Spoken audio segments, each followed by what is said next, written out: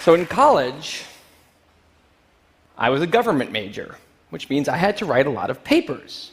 Now, when a normal student writes a paper, they might spread the work out a little like this.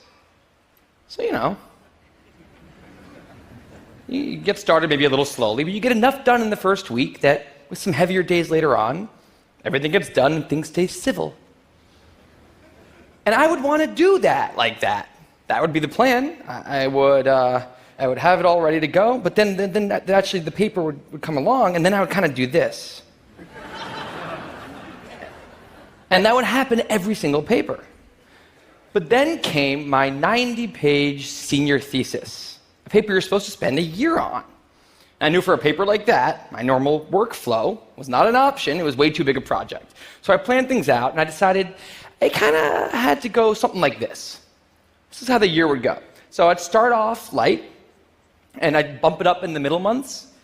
And then at the end, I would kick it up into high gear. It's just like a little staircase. How hard could it be to just walk up the stairs? No big deal, right? But then, funniest thing happened. Those first few months, they came and went, and I couldn't quite do stuff. So we had an awesome new revised plan. But then those middle months actually went by, and I didn't really write words. And so we were here. And then 2 months turned into 1 month, which turned into 2 weeks. And one day I woke up with 3 days until the deadline, still not having written a word, and so I did the only thing I could. I wrote 90 pages over 72 hours, pulling not one but 2 all-nighters. Humans are not supposed to pull 2 all-nighters. Sprinted across campus, dove in slow motion, and got it in just at the deadline. I thought that was the end of everything. But a week later, I get a call. It's the school. And they say, "Is this Tim Urban?" And I say, "Yeah." And they say, "We need to talk about your thesis." And I say, "Okay." And they say, "It's the best one we've ever seen."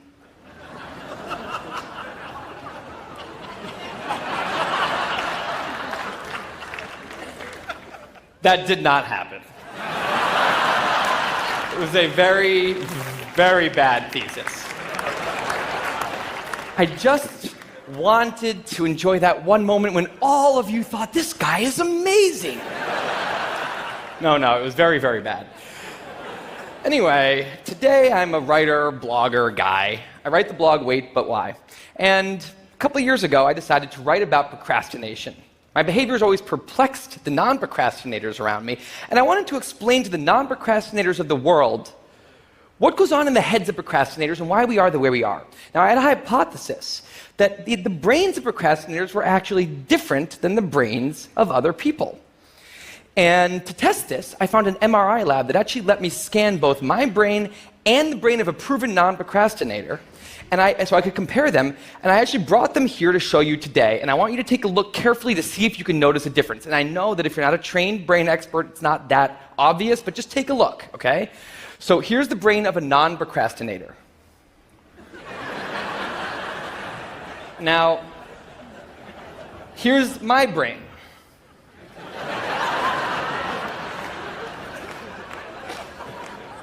There is a difference.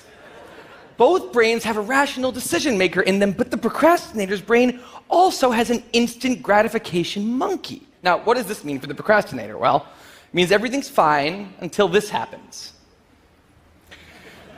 So the rational decision maker will make the rational decision to do something productive, but the monkey doesn't like that plan. So he actually takes the wheel, and he says, "Actually, let's read the entire Wikipedia page of the Nancy Kerrigan-Tanya Harding scandal, because I just remembered that happened." Then we're going to go over to the fridge. We're going to see if there's anything new in there since 10 minutes ago. After that, we're going to go on a YouTube spiral that starts with videos of Richard Feynman talking about magnets and ends much, much later with us watching interviews with Justin Bieber's mom. All of that's going to take a while, so we're not going to really have room on the schedule for any work today. Sorry. Now, what is going on here? The instant gratification monkey does not seem like a guy you want behind the wheel. He lives entirely in the present moment. He has no memory of the past, no knowledge of the future, and he only cares about two things: easy and fun.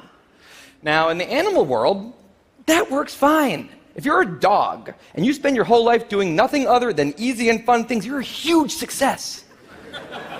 And to the monkey, humans are just another animal species he has to keep well slept, well fed, and propagating into the next generation, which in tribal times might have worked okay. But if you haven't noticed, now we're not in tribal times. We're in an advanced civilization, and the monkey does not know what that is, which is why we have another guy in our brain, the rational decision maker, who gives us the ability to do things no other animal can do. We can visualize the future. We can see the big picture.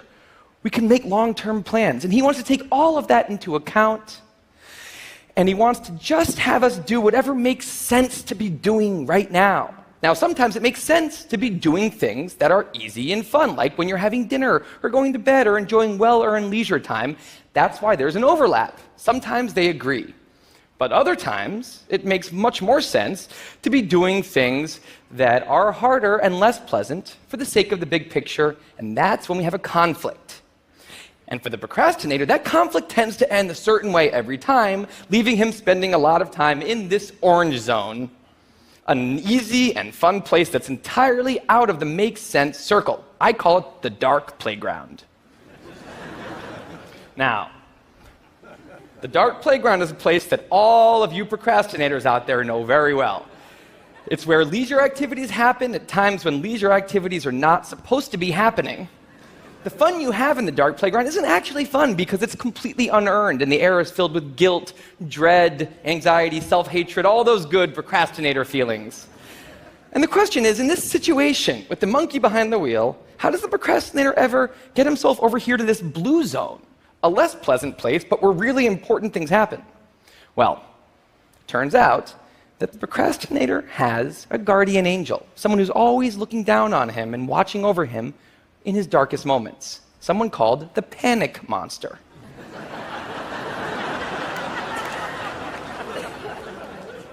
Now, the panic monster is dormant most of the time, but he suddenly wakes up anytime a deadline gets too close or there's danger of public embarrassment, a career disaster, or some other scary consequence. And importantly, he's the only thing that the monkey is terrified of. Now, he became very relevant in my life pretty recently because the people of TED reached out to me about 6 months ago and invited me to do a TED Talk.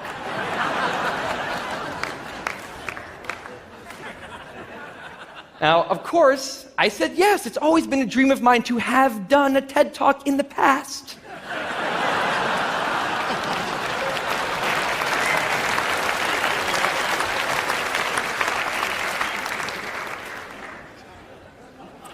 But in the middle of all this excitement, the rational decision maker seemed to have something else in his mind. He was saying, are we clear on what we just accepted? Do we get what's going to be now happening one day in the future? We need to sit down and work on this right now.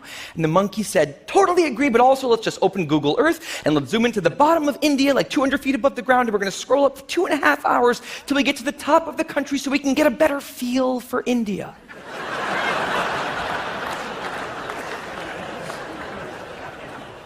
So that's what we did that day.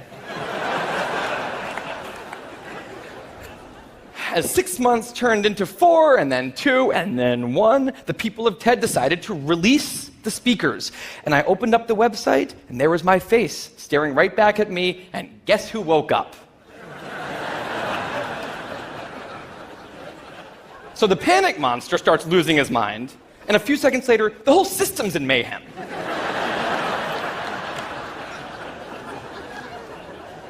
And the monkey, who, remember, he's terrified of the panic monster, boom, he's up the tree.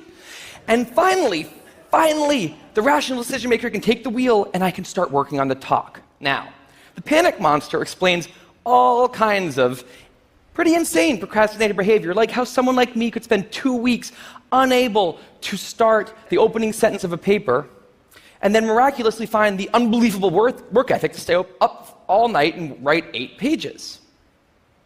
And this entire situation with the 3 characters, this is the procrastinator's system.